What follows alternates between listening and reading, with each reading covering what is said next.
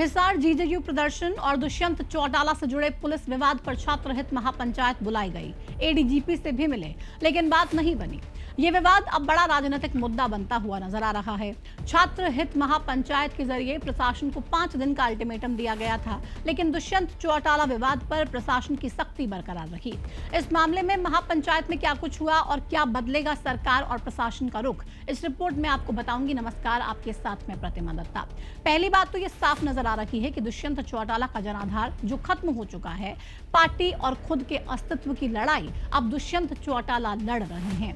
अपने अस्तित्व की लड़ाई को छात्रों के हक की लड़ाई का रूप देकर न सिर्फ युवाओं को साधने का प्रयास है, बल्कि खाप प्रतिनिधियों के जरिए ग्रामीण क्षेत्रों में भी अपनी जड़ें मजबूत करने की कोशिश है। छात्रों के हित के लिए अगर कुछ किया जा रहा है तो वो है सिर्फ और सिर्फ ढोंग और दिखावा। ऐसा हम क्यों कह रहे हैं, ये भी आपको वीडियो के अंत तक समझ में जरूर आ जाएगा। लेकिन फिर भी छात्र महापंचायत में जो फैसले लिए गए हैं उसके बाद क्या कुछ हुआ और ये पूरा विवाद क्या है, इस बारे में आपको अब बताते हैं। सबसे पहले इस पूरे विवाद और विवाद की टाइमलाइन आप समझ लीजिए। विवाद 15 अप्रैल को शुरू हुआ। यूनिवर्सिटी में एक कार्यक्रम की अनुमति ना मिलने पर जेजेपी ने विरोध प्रदर्शन किया। प्रदर्शन का नेतृत्व दिग्विजय चौटाला ने किया। विरोध के दौरान तोड़फोड़ के आरोप लगे। दिग्विजय चौटाला समेत 8 नेताओं के खिलाफ मामला दर्ज हुआ। 6 नेताओं को गिरफ्तार भी कर लिया गया, हालांकि उन्हें अगले दिन जमानत दे दी गई। इसके बाद मामला और बढ़ गया, जबकि 17 अप्रैल को दुष्यंत चौटाला गिरफ्तारी देने के लिए जा रहे थे। रास्ते में उनका विवाद सीआईए इंचार्ज पवन कुमार के साथ हो गया।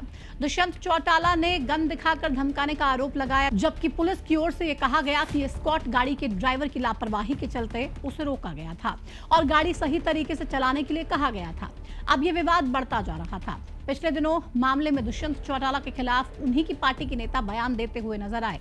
अब जो छात्र महापंचायत बुलाई गई उसमें क्या फैसला हुआ वो आपको बताते हैं। 21 सदस्यीय कमेटी का गठन किया गया। कमेटी ने प्रशासन को 5 दिन का अल्टीमेटम दिया। निलंबित किए गए सभी छात्रों को तुरंत बहाल करने की मांग उठाई। हिसार और कुरुक्षेत्र में छात्रों पर दर्ज किए गए मुकदमों को तुरंत रद्द किए जाने की मांग की गई। विश्वविद्यालय परिसर में सभी छात्र संगठनों को अपने कार्यक्रम करने की अनुमति देने की मांग की गई। प्रदेश में फीस नियंत्रित करने के लिए एक फीस रेगुलेटरी बोर्ड का गठन करने की मांग भी की गई। छात्रों के लिए एक एक्टिविटी सेंटर की स्थापना और मेस में मिलने वाले भोजन की गुणवत्ता की जांच की मांग भी की गई। विवाद मामले में निष्पक्ष जांच के लिए एसआईटी गठन की मांग भी की गई। अब मामले में प्रशासन का क्या रुख रहा, ये जानने के लिए पहले एक वीडियो आपको दिखाते हैं। और जो पुलिस ने कार्रवाई की वो मैंने भी देखी है, सारी चीजें, सारा कुछ देखा है। पुलिस का राइट है, पुलिस के पास कानून है सिविल में जाने का, नंबर 1।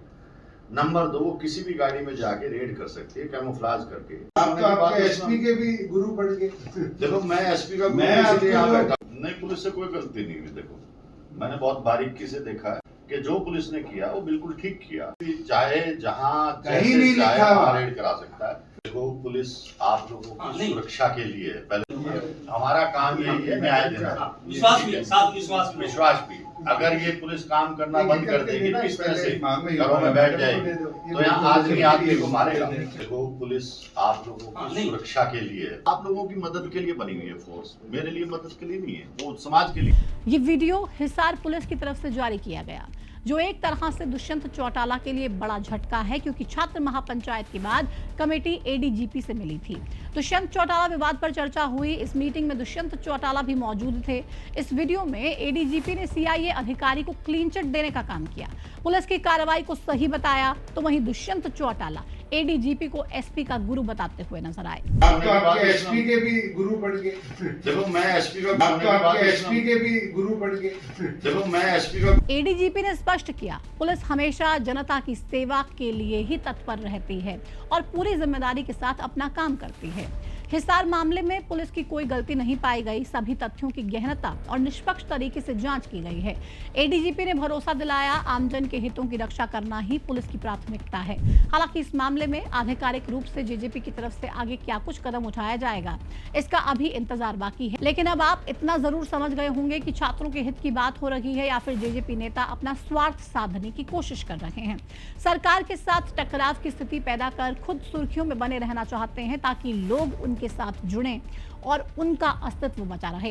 वैसे आपको लगता है कि जेजेपी का कोई अस्तित्व अब बचा है? वैसे दुष्यंत चौटाला के लिए क्या आप नसीहत देना चाहेंगे जिससे कि दुष्यंत हरियाणा में मजबूत हो सकें? आपको लगता है कि इसकी कोई गुंजाइश है भी या फिर नहीं? कमेंट सेक्शन में जुड़िए, अपनी राय साझा कीजिए। फिलहाल इस वीडियो में इतना ही, मुझे दीजिए इजाजत। नमस्कार।